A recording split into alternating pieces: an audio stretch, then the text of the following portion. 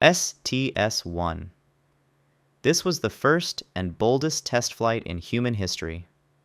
On April 12, 1981, the Space Shuttle Columbia roared into the sky, the first time a new spacecraft had ever launched on its maiden voyage with a crew aboard. Commanded by veteran astronaut John Young and piloted by rookie Robert Crippen, the mission's sole purpose was to prove the revolutionary concept could work, that a winged vehicle could launch like a rocket, operate in orbit, and return to land on a runway like a glider. After 2 days in space, Columbia successfully touched down, its flight a near-flawless triumph that kicked off a new era of space exploration. STS-2.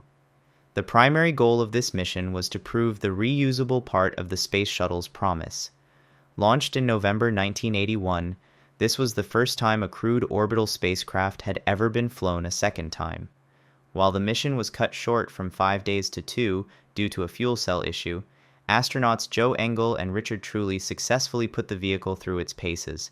Critically, they performed the first tests of the Canadian-built robotic arm, the Canadarm, a piece of technology that would become the iconic workhorse of the entire program.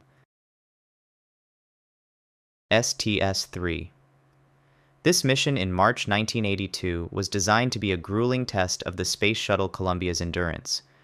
Commanded by Jack Lousma and piloted by Gordon Fullerton, the crew subjected the orbiter to extreme thermal stresses, pointing its nose at the sun for long periods to see how it handled the heat.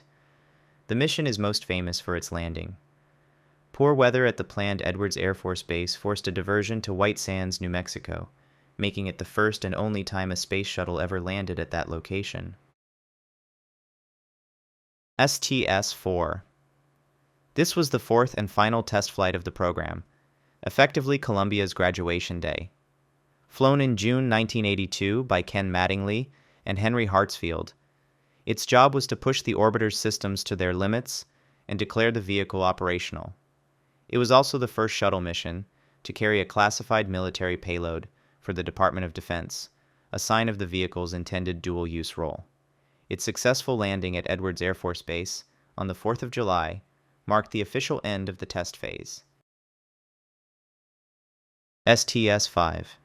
This was the first operational workhorse mission of the Space Shuttle.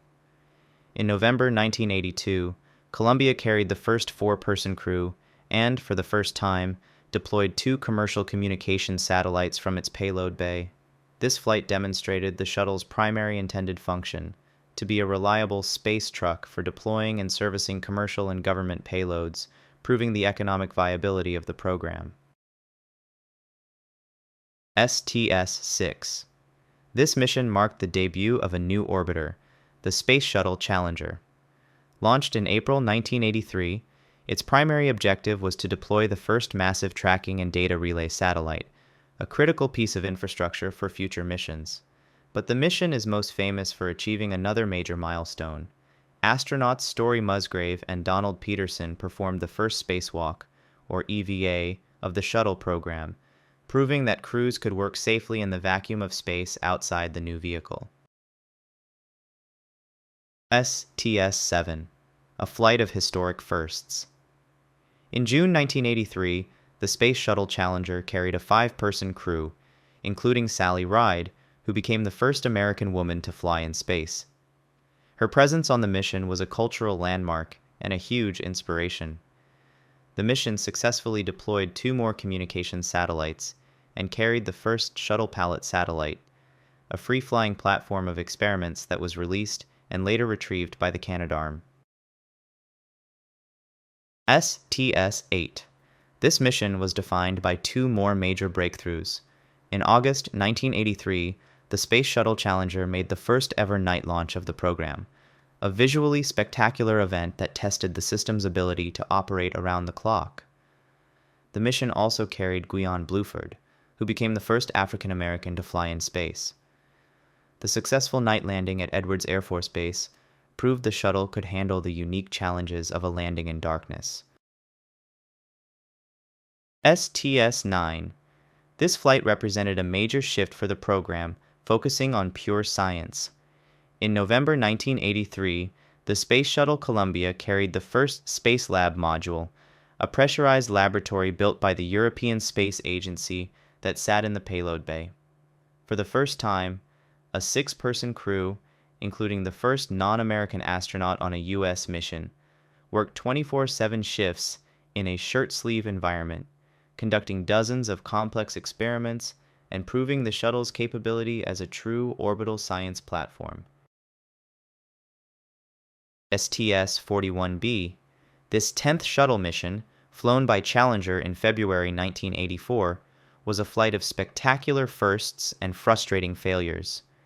Astronaut Bruce McCandless performed the first-ever untethered spacewalk using the Manned Maneuvering Unit, or jetpack, to fly freely in space, creating one of the most iconic images of the entire program.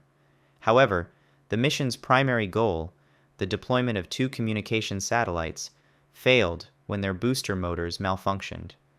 The mission ended with the first-ever landing at the Kennedy Space Center, proving the shuttle could operate as a true launch and land vehicle from its home base. STS-41C. This was one of the most ambitious and dramatic missions of the early shuttle era. In April 1984, the crew of Challenger was tasked with a daring rescue to capture, repair, and redeploy the malfunctioning Solar Maximum mission satellite. The initial capture attempt with the MMU failed, forcing a difficult and improvised rendezvous. After successfully grappling the satellite with the robotic arm, astronauts performed a spacewalk to complete the first-ever in-orbit repair of a satellite. The mission was a stunning success that proved the shuttle's unique capability for orbital servicing. STS-41D. This mission marked the maiden flight of the third orbiter, Discovery, in August 1984. It was a flight that almost didn't happen, suffering the first on-the-pad engine shutdown just seconds before liftoff, a terrifying event that required the crew to wait out a dangerous situation. After a successful second launch attempt, the mission went on to deploy 3 communications satellites and test a large, experimental solar array that extended from the payload bay, demonstrating a key technology for future space stations. STS-41G, a flight of historic milestones. In October 1984, Challenger carried the first 7-person crew, the largest to date. It included Catherine Sullivan, who became the first American woman to perform a spacewalk, and Marc Garneau, the first Canadian in space. It was also the first mission to carry 2 women. The crew successfully deployed 1 satellite and conducted Earth observation experiments, solidifying the shuttle as a versatile international science platform. STS-51A until STS-61C. This group of missions represented the shuttle's primary role as a commercial launch vehicle. During 1985 and early 1986, missions STS-51A, STS-51D, STS-51G, STS-61B, and STS-61C were the workhorses of the fleet, primarily focused on deploying communication satellites for various companies and countries. The highlight of this series was STS-51A, which performed the first-ever salvage of 2 satellites that had been left in a useless orbit by a previous mission, successfully capturing and returning them to Earth in a remarkable demonstration of the shuttle's capabilities. STS-51C. This was the first fully classified mission for the Department of Defense. Flown by Discovery in January 1985, the flight's payload, launch time, and orbital activities were kept secret. It deployed a classified Department of Defense satellite. Most details remain classified, and it's widely believed the payload was part of the Magnum/Orion Signals Intelligence Program, cementing the shuttle's role in national security missions. STS-51B. This mission, flown by Challenger in April 1985, was the second flight of the European-built Spacelab module. The 7-person crew worked around the clock on a host of scientific experiments, including the first flight of a menagerie of monkeys and rats to study the effects of microgravity, making it a crucial mission for life sciences research. STS-51F. Known as the Spacelab 2 mission, This flight in July 1985 was a story of survival. During its ascent, the Space Shuttle Challenger suffered a dramatic and dangerous engine failure, forcing an abort-to-orbit maneuver where the crew had to fly a lower, flatter trajectory to safely reach space. Despite the harrowing start, the mission was a success, carrying a suite of complex astronomy experiments. STS-51I. This mission, flown by Discovery in August 1985, was another impressive demonstration of the shuttle's dual capabilities.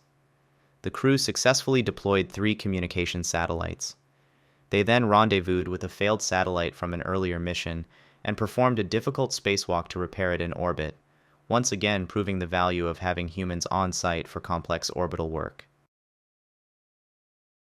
STS-51J, the second fully classified Department of Defense mission. Flown by the new orbiter Atlantis on its maiden voyage in October 1985, the mission's details were kept secret.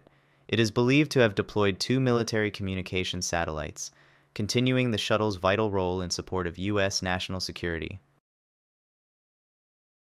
STS-61A. This was a major international science mission. In October 1985, Challenger carried the German-funded Spacelab D-1 mission and a record-breaking crew of 8 astronauts, the most people to ever fly on a single spacecraft. The mission was unique in that its scientific operations were controlled not from Houston, but from a German control center near Munich, demonstrating a new level of international partnership in space. STS-51L.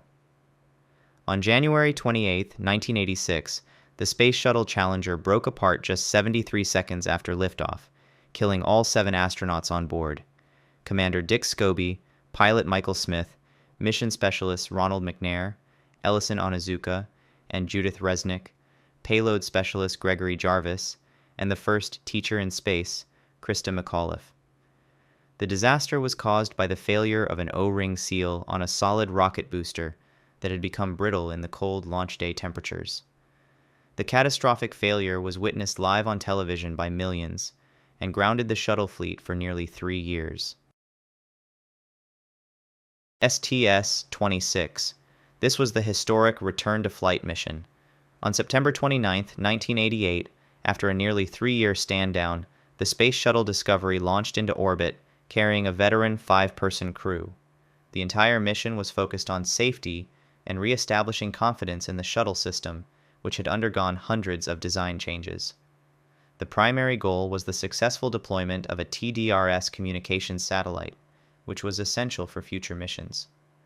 The flawless flight and safe landing were a moment of national pride and relief, proving that NASA had successfully recovered from the Challenger tragedy. STS-27 and STS-28. Following the successful return to flight, the next 2 missions demonstrated the shuttle's renewed and critical importance for national security. The flights of STS-27 on Atlantis in December 1988 and STS-28 on Columbia in August 1989 were both dedicated, classified missions for the Department of Defense. While their payloads remain secret, they are believed to have deployed highly advanced reconnaissance satellites. STS-27 was particularly dramatic, as the orbiter sustained significant heat shield damage during ascent, a worrying echo of future dangers, but the crew landed safely. STS-29. Flown by Discovery in March 1989, this mission marked a return to a more typical shuttle flight profile. The crew's main task was to deploy the 3rd TDRS communications satellite, a deployment which completed the initial backbone of the TDRS constellation in space.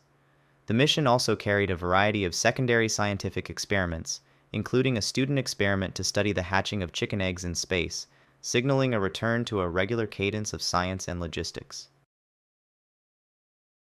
STS-30. This was one of the most scientifically significant missions of the entire shuttle program. In May 1989, the crew of Atlantis successfully deployed the Magellan spacecraft, the first American interplanetary probe to be launched in over a decade. Using a powerful solid rocket motor to boost it from the payload bay, Magellan was sent on its journey to Venus, where it would go on to create the first high-resolution radar map of the entire planet, This mission proved the shuttle's capability as a launch platform for deep space exploration. STS-33. Flown by Discovery in November 1989, this was another dedicated mission for the Department of Defense. Like the other classified flights of the era, its specific objectives and payload are secret. The mission is believed to have deployed a military communications or intelligence satellite. It was also a night launch, continuing to prove the shuttle's capability to operate around the clock to meet national security needs. STS-34. Just a few months after sending a probe to Venus, the shuttle program sent another to the largest planet in the solar system.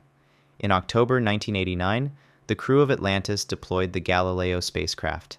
This ambitious and complex probe was destined for Jupiter, where it would become the first spacecraft to ever orbit the gas giant. The successful deployment of both Magellan and Galileo in a single year marked a triumphant return for NASA's planetary science program, with the shuttle serving as its crucial launch pad. STS-31.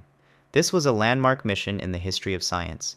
In April 1990, the crew of Discovery was tasked with one of the most important deployments ever, the Hubble Space Telescope. After successfully placing the massive observatory into a high orbit, the mission was defined by the drama of a stuck solar array, which astronauts had to prepare for an unscheduled spacewalk to fix before it finally deployed on its own.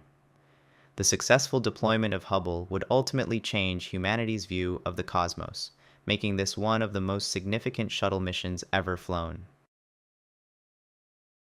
STS-32 until STS-41.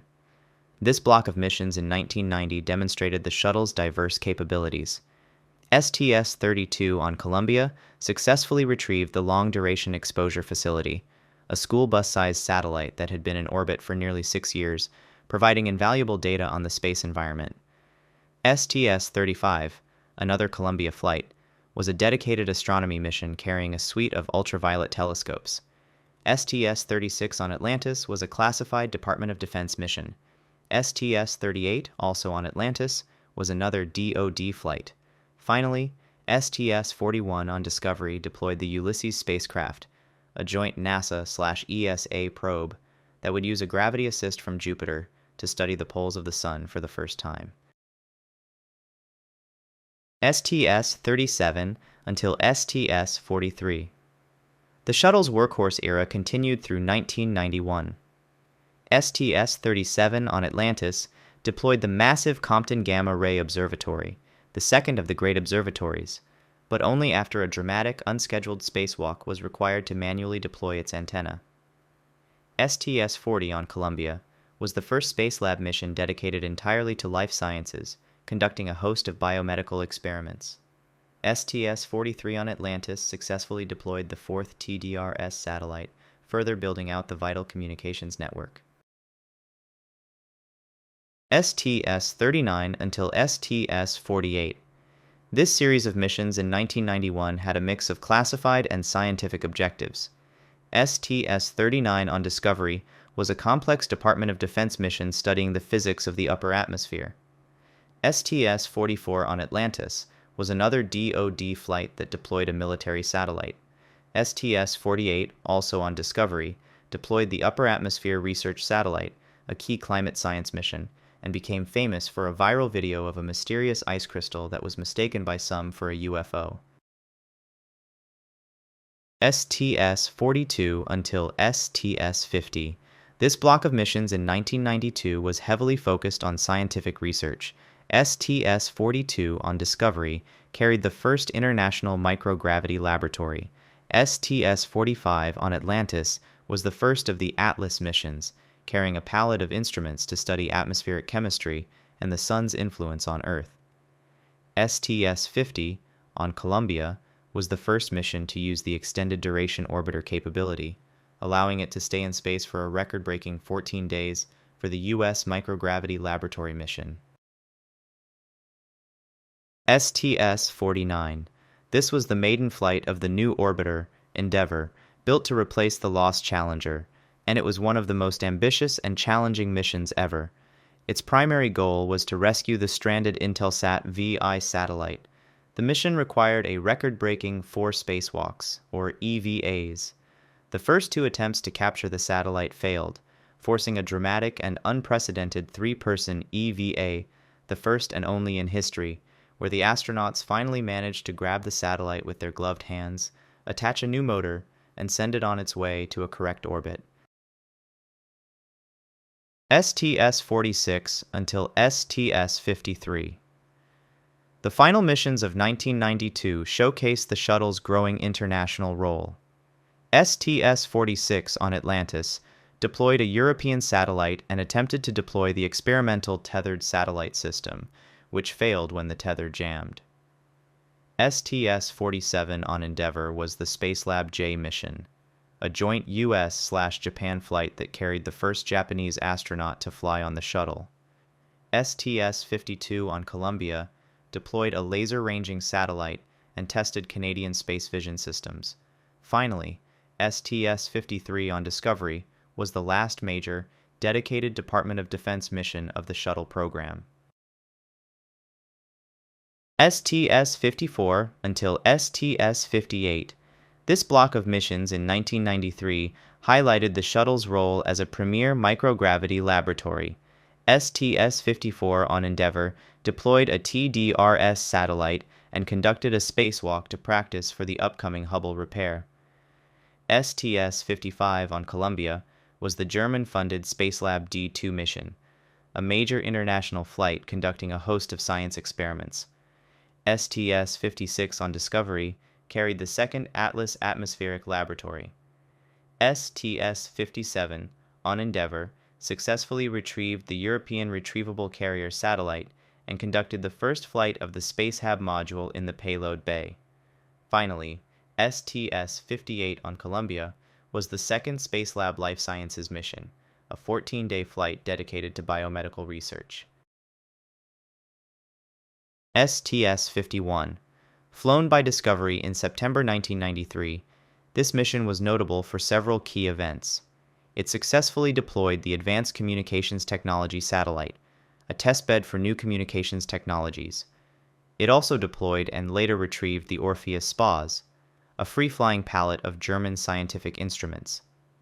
The mission is also remembered for a tense spacewalk by astronauts Carl Walz and Jim Newman, who had to perform an unscheduled EVA to manually secure a malfunctioning tool case. STS-61. This was arguably the most ambitious and high-stakes repair mission in history. In December 1993, the crew of Endeavour was tasked with a mission to save the Hubble Space Telescope, which had been launched with a famously flawed mirror. The crew performed a record-breaking 5 back-to-back spacewalks, a feat of endurance and skill that had never been attempted. They successfully installed a corrective optics package known as CoStar and replaced the original wide-field planetary camera, completely fixing the telescope's vision. The mission was a spectacular success that restored NASA's reputation and turned Hubble into the scientific powerhouse it was meant to be. STS-59 until STS-68. 1994 was a year of steady, productive missions that expanded the shuttle's scientific and international reach. STS-59 on Endeavour was the first of 2 Space Radar Laboratory missions, mapping large parts of the Earth in unprecedented detail. STS-60 on Discovery marked a major political milestone, carrying the first Russian cosmonaut, Sergei Krikalev, to fly on an American spacecraft, a crucial first step toward the shuttle-mir program. STS-62 on Columbia was a microgravity research flight. STS-64 on Discovery tested the Safer Jetpack, a small self-rescue device for spacewalkers. STS-65 on Columbia carried the second International Microgravity Laboratory. STS-66 on Atlantis was the third Atlas Atmospheric Science mission. Finally, STS-68 on Endeavour was the second flight of the Space Radar Laboratory, providing a second season of data to complement the first mission's findings. STS-63. This was the mission that opened the door to a new era of cooperation. In February 1995, the Space Shuttle Discovery, with Eileen Collins as the first female pilot of a shuttle, flew a near-mir mission. The primary goal was to perform a slow, careful rendezvous and fly around of the Russian space station. It was a crucial dress rehearsal to test the flight techniques, communications, and navigation systems needed for the first actual docking. The sight of the American shuttle flying in close formation with the Russian station was a powerful symbol of the end of the space race. STS-67 until STS-73. While the Mir missions took the spotlight, the shuttle continued its other work in 1995. STS-67 on Endeavour was a record-breaking 16-day astronomy mission with the Astro 2 Observatory. STS-69, also on Endeavour, successfully deployed and retrieved 2 different science satellites. STS-70 on Discovery deployed the final TDRS communications satellite of the first-generation constellation. STS-73 on Columbia was a major microgravity science mission. STS-71. This was the historic first docking. In June 1995, the Space Shuttle Atlantis successfully docked with the Mir space station for the first time, creating a single massive spacecraft larger than any that had ever flown. The mission marked the beginning of Phase 1 of the International Space Station program. Atlantis delivered a fresh 2-man crew to the station and, in a landmark moment, returned the previous Mir crew, including American astronaut Norman Thagard, who became the first American to land on a shuttle after launching on a Soyuz. STS-74. The second Mir docking mission, flown by Atlantis in November 1995, was a crucial logistics and construction flight. Its primary task was to deliver the Russian-built docking module to the station. This module was permanently attached to Mir, acting as an extension that provided better clearance for future dockings, making them much safer. This mission was a key demonstration of the shuttle's ability to serve as a heavy construction vehicle for an orbital outpost. STS-76 and STS-79. The shuttle's role as a ferry to Mir continued in 1996. STS-76, on Atlantis, was the third docking mission, delivering astronaut Shannon Lucid to the station for a long-duration stay and conducting the first spacewalk ever performed around 2 docked spacecraft. STS-79, also on Atlantis, retrieved Shannon Lucid after her record-breaking flight and dropped off astronaut John Blaha, continuing the permanent American presence on the Russian station.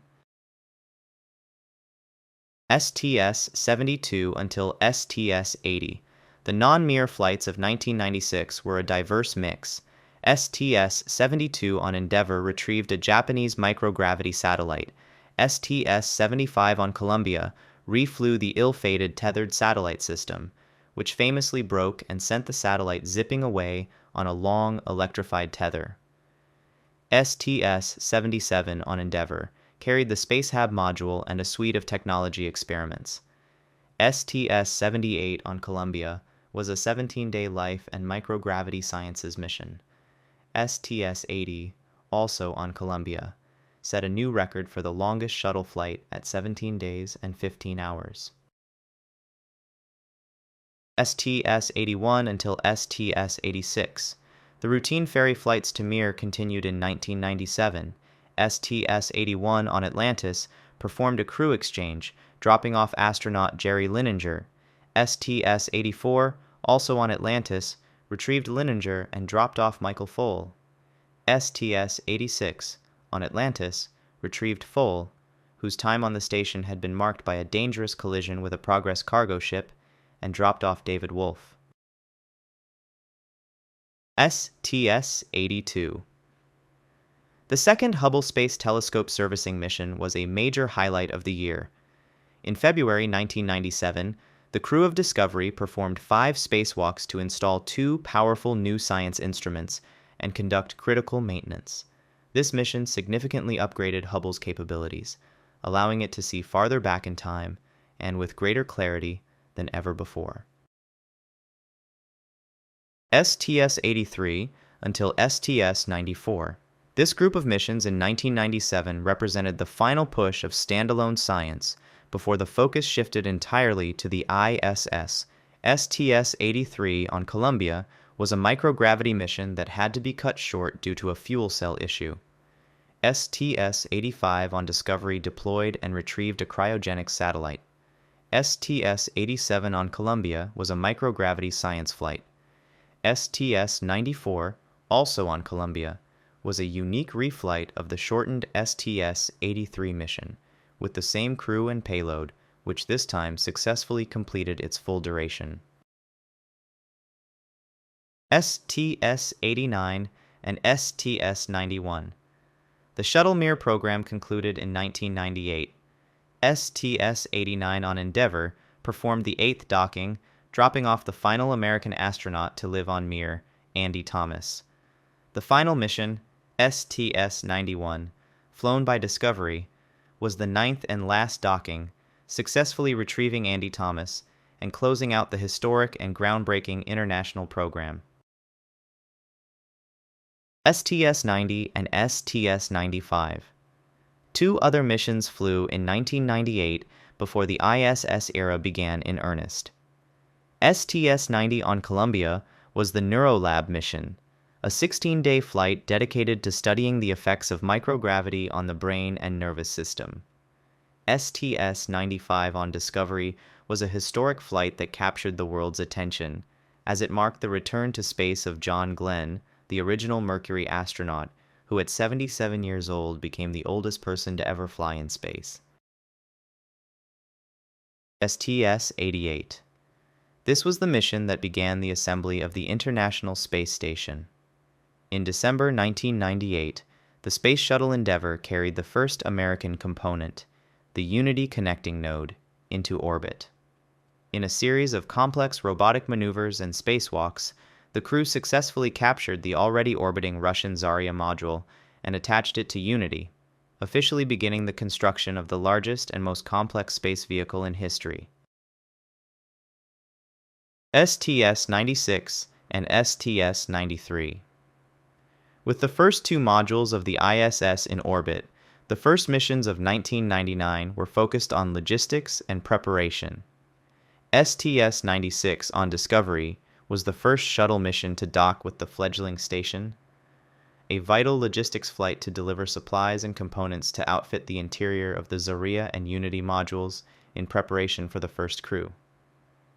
Later, STS-93 on Columbia deployed the Chandra X-ray Observatory, the third of NASA's great observatories. The mission was also a historic milestone, commanded by Eileen Collins, the first woman to ever command a space shuttle. STS-103. This was a dramatic high-stakes rescue mission for the Hubble Space Telescope. In December 1999, the crew of Discovery was launched on an urgent flight after a series of gyroscope failures left the telescope unable to point itself. The crew performed 3 complex spacewalks to replace all 6 gyroscopes, install a new, more advanced central computer, and perform other critical maintenance, successfully restoring the iconic observatory to full health. STS-99. This was a unique and powerful Earth science mission. In February 2000, the Space Shuttle Endeavour flew the Shuttle Radar Topography mission. Using a massive 200-foot-long mast extended from its payload bay, the mission spent 11 days meticulously mapping the Earth's surface with radar, creating the first ever high-resolution, near-global 3D map of our planet's topography. STS-101 and STS-106. These two missions were crucial for preparing the station for its first inhabitants. STS-101 on Atlantis and STS-106, also on Atlantis, were intensive logistics and maintenance flights. The crews performed spacewalks to rig cables and attach components to the station's exterior and worked inside to install batteries and transfer supplies. STS-101 happened before Zvezda arrived, and STS-106 later outfitted Zvezda after it docked in July 2000, helping set up the station for Expedition 1. STS-92, flown by Discovery in October 2000, This was a major construction milestone. The crew delivered and installed the Z-1 truss, the foundational piece of the station's long truss backbone, and a third pressurized mating adapter.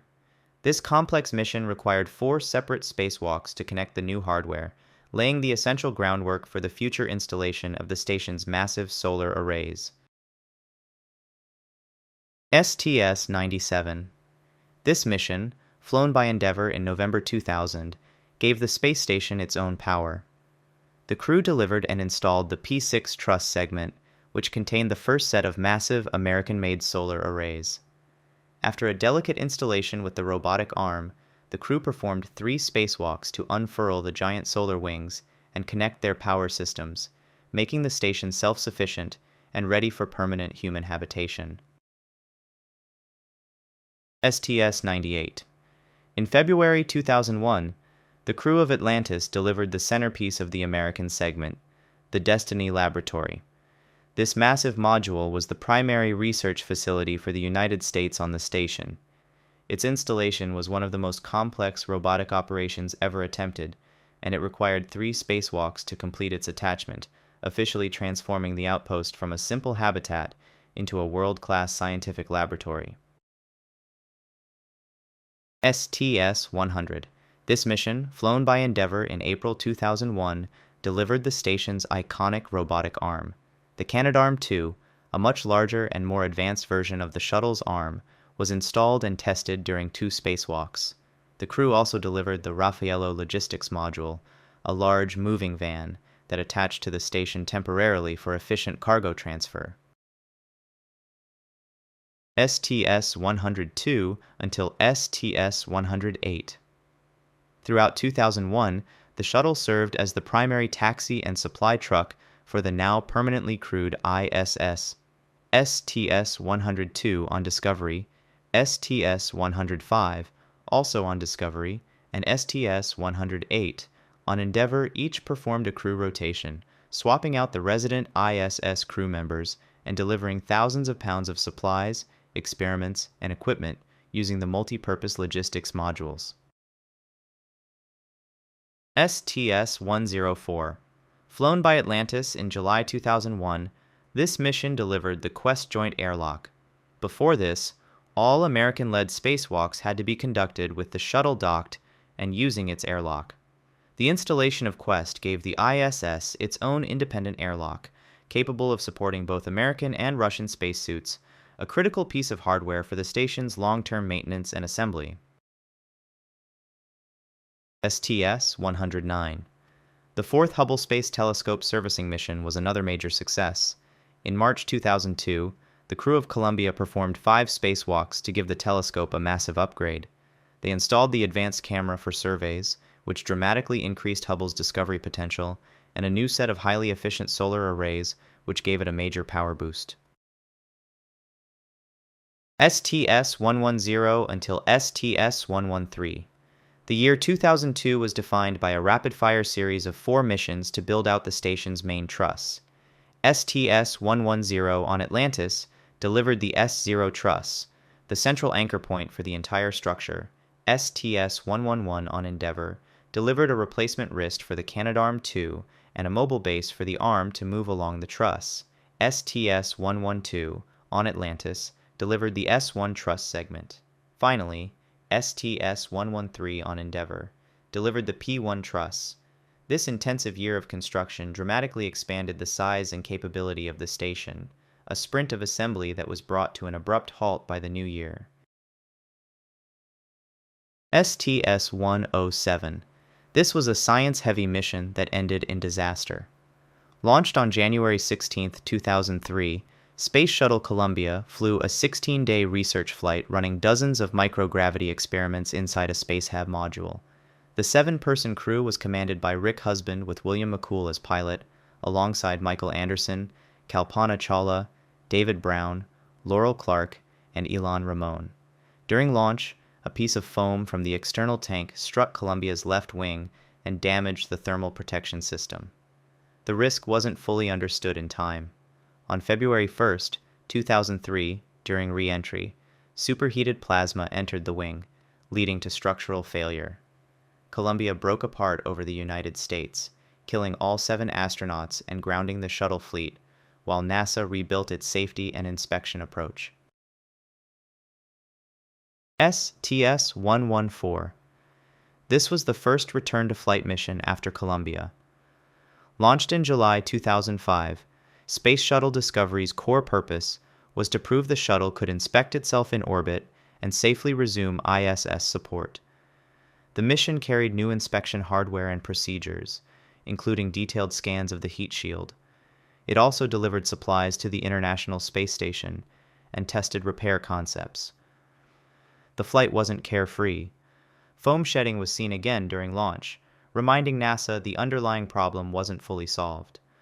While docked, the crew also handled a visible issue on the orbiter's underside and removed protruding gap fillers during a spacewalk to reduce re-entry risk. Discovery landed safely, but the foam problem pushed NASA to keep tightening design and operational controls. STS-121. This was the Do It Again Cleanly follow-up return-to-flight mission. Launched on July 4, 2006, Space Shuttle Discovery flew another ISS logistics run while continuing the post-Columbia safety program, repeated heat shield inspections, tighter imagery analysis, and a focus on proving the new process worked under real conditions. Commanded by Stephen Lindsay with Mark Kelly as pilot, the crew delivered cargo and equipment and supported station operations. A major personnel milestone was delivering ESA astronaut Thomas Ryder to join the ISS for a long-duration stay, helping expand the permanent crew presence. Discovery returned safely after about 2 weeks, and the success cleared the path for the heavy construction flights that rebuilt momentum in ISS assembly. STS-115. This was a major ISS construction mission. Launched in September 2006, Space Shuttle Atlantis delivered the P3/P4 truss segment and a large new set of solar arrays, significantly expanding the station's structure and future power capability. The mission required multiple spacewalks to attach the new truss hardware, connect systems, and prepare the station for the next stage of electrical activation. In practical terms, STS-115 was the install the big hardware step. It made the station larger and set up the power expansion, but some of the most complex electrical reconfiguration work was intentionally left for the next flight. Atlantis landed safely after completing a clean, construction-focused mission that pushed the ISS closer to its final form. STS-116. This mission was about making the ISS power system smarter and stronger. Launched in December 2006 on Space Shuttle Discovery, STS-116 delivered the P5 truss segment and then tackled a complicated station-wide electrical reconfiguration to route power from the newer solar arrays into a more permanent setup. That meant spacewalk-heavy work, relocating cables, changing power channel paths, and activating hardware so the station could scale toward its final configuration. The mission also included a crew handover moment tied to station continuity, with Sunita Williams transitioning to a long-duration ISS stay. By the end, the ISS wasn't just bigger, it was closer to being electrically future-proof, ready for the next assembly milestones that followed. STS-117. This mission was a major step in powering up the ISS for its next expansion phase. Launched in June 2007 on Space Shuttle Atlantis, the crew delivered and installed the S3/S4 truss on the station's starboard side, along with its associated power and thermal hardware. Over a series of spacewalks, they completed complex assembly work and managed the station's solar array configuration, including retracting and redeploying key systems to support the new layout. STS-117 also handled a crew exchange, continuing the steady handoff rhythm that kept ISS construction moving forward. STS-118. This flight kept the ISS build rolling while adding a big cultural milestone. Launched in August 2007 on Space Shuttle Endeavour, STS-118 carried teacher-turned-astronaut Barbara Morgan, finally fulfilling the long-delayed Teacher in Space legacy after Challenger. The mission's core job was construction and logistics. It delivered the S5 truss segment, brought up major cargo in the Spacehab module, and installed external stowage platform 3, including a replacement control moment gyroscope to keep the station stable. It was classic late-era shuttle work, heavy hardware, spacewalks, and keeping the ISS reliable. STS-120. This mission delivered a critical living space upgrade, then turned into a high-risk save. Launched in October 2007, Space Shuttle Discovery brought up the Harmony module, a key connecting node that unlocked the station's next wave of expansion. The mission also repositioned major station hardware in preparation for future assembly flights, but STS-120 is most remembered for a dangerous solar array problem. During deployment, a panel tore, threatening the station's power plan. Astronaut Scott Parazynski performed an unusually risky repair far out from the station, stabilizing the array and preventing a major setback. STS-122. This was Europe's big moment on the ISS. Launched in February 2008 on Space Shuttle Atlantis, STS-122 delivered and installed the European Columbus Laboratory module, turning the station into an even more capable research platform. The mission's spacewalk work focused on installation, activation prep, and supporting station maintenance tasks that never stop in an orbital construction project. Columbus also symbolized the ISS becoming more than assembly. It was increasingly about permanent science output, with international partners bringing major, standalone labs online as part of the station's core. STS-123. This was a robotics and infrastructure heavyweight mission. Launched in March 2008 on Space Shuttle Endeavour, STS-123 delivered the first major piece of Japan's Kibo laboratory, the Kibo Logistics Module, and also brought up Canada's Dextra, a two-armed robotic handyman built for delicate external repairs. The mission was packed with assembly work, long spacewalks, and careful robotic operations to install, connect, and position large components without mistakes. STS-123 helped set the station up for a future where robots could handle more of the dangerous external maintenance, with astronauts stepping in when needed. STS-124. This flight made Kibo real. Launched in June 2008 on Space Shuttle Discovery, STS-124 delivered Kibo's main pressurized module and its robotic arm, dramatically expanding Japan's on-orbit research footprint. The crew's work was a mix of precise robotics and spacewalk tasks, installing the module, hooking up systems, and preparing it for full operations. With the pressurized lab attached, Kibo shifted from pieces delivered to a functioning ISS laboratory, giving the station more volume, more capability, and more partner-driven science capacity. STS-126. This was a pure ISS sustainment and repair mission, less flashy, but essential. Launched in November 2008 on Space Shuttle Endeavour, STS-126 delivered major equipment and supplies aimed at enabling a larger station crew, including life support-related upgrades carried in the Leonardo Logistics module. The mission also tackled ongoing maintenance headaches, including servicing work tied to the station's solar array rotary joint issues that had limited operations since earlier assembly flights. With multiple spacewalks and heavy cargo transfer, STS-126 was about making the ISS livable at a higher tempo, not just bigger. STS-125. This was the grand finale for Hubble servicing, and it went out like a last championship run. Launched in May 2009 on Space Shuttle Atlantis, STS-125 flew a dedicated mission to the Hubble Space Telescope and executed 5 spacewalks to repair and upgrade the observatory.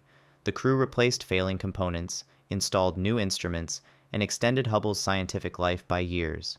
It was also historically important because it was a rare shuttle mission that didn't go to the ISS, meaning the crew had no station safe haven if the orbiter was damaged. They nailed it anyway. STS-127. This mission finished Kibo's core external capability and pushed long-duration station operations forward. Launched in July 2009 on Space Shuttle Endeavour, STS-127 delivered the Kibo Exposed Facility and the Kibo Exposed Section logistics hardware, basically the outdoor porch that lets experiments run directly in space. Alongside the installation work, the mission also supported crew exchange operations that kept the ISS staffed continuously as assembly accelerated. STS-127 was one of those flights that looks like just construction, but it permanently expanded what kinds of science the station could do. STS-119 until STS-129. These three missions were the late ISS backbone flights: power, habitability, and spares. STS-119 installed the S6 truss and the station's final major U.S. solar array set, a huge step toward supporting a six-person crew. STS-128 brought Leonardo packed with the gear needed for permanent six-person operations, including a crew quarters and the Colbert treadmill. STS-129 staged critical spare parts outside the station on large carriers, stocking the ISS with insurance hardware like tanks, gyros, and pump-related components to keep it running long-term. STS-130. This mission gave the station its most iconic home features. Launched in February 2010 on Space Shuttle Endeavour, STS-130 delivered Tranquility and the Cupola, the seven-windowed observation module that became the ISS's control room for robotics and its most famous viewpoint. Beyond the visuals, Tranquility was a major life support hub, exactly the kind of infrastructure the ISS needed to operate at full capacity. The crew completed 3 spacewalks to finish installation and integration, turning the station into a more complete long-duration habitat. STS-131. This was a heavy logistics run, with a serious external maintenance job attached. Launched in April 2010 on Space Shuttle Discovery, STS-131 carried the Leonardo logistics module loaded with supplies and equipment for the ISS. But the mission's standout task was outside. Astronauts removed and replaced a large ammonia tank assembly on the station's truss, a vital part of the cooling system that keeps ISS electronics and life support hardware from overheating. It was also the last shuttle mission to fly with a 7-person crew, a reminder of how the program was nearing its endgame. STS-132. This mission blended ISS construction with a big Russian segment upgrade. Launched in May 2010 on Space Shuttle Atlantis, STS-132 delivered the Russian-built Rassvet mini research module and installed it on the station's Zarya module. Rassvet added storage capacity, payload capability, and another docking point, strengthening the station's ability to handle visiting vehicles and future operations on the Russian side. The flight also included key maintenance and outfitting work to keep the station stable and ready for the final shuttle phase, where every mission had to count. STS-133. This mission turned a temporary cargo ferry into a permanent part of the station. Launched in February 2011 on Space Shuttle Discovery, STS-133 delivered Leonardo in its final form as the permanent multi-purpose module, leaving it attached to the ISS to provide long-term storage volume and operational space. It was a very end-of-era kind of mission, not about dramatic new science toys, but about making the station more practical and sustainable for decades. It also carried extra spares and supplies, because NASA was preparing for life after the shuttle, when big upmass would no longer be easy. STS-134. This was Endeavour's final flight and one of the most science-forward shuttle missions to the ISS. Launched in May 2011, STS-134 delivered the Alpha Magnetic Spectrometer, a major particle physics detector designed to study cosmic rays and hunt for clues about dark matter and antimatter. The mission also delivered an express logistics carrier packed with external hardware and spares, and it included 4 spacewalks, the last EVAs performed by a shuttle crew. STS-134 felt like a final maximum capability demonstration. Heavy payloads, complex robotics, and high-value science in one flight. STS-135. This was the end of the entire program.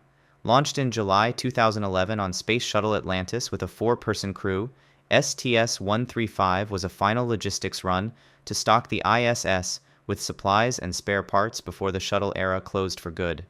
It delivered the Raffaello logistics module and additional cargo hardware, then performed the last shuttle departure from the station, including a final fly-around to photograph the ISS in full. On July 21, 2011, Atlantis landed at Kennedy Space Center, closing 30 years of shuttle operations and handing the ISS supply role fully to newer spacecraft. Thanks for watching. Which space shuttle mission would you rank as the most important, and which one gets overlooked? Let me know what you think in the comments. Also, please remember to like and subscribe if you enjoyed this video.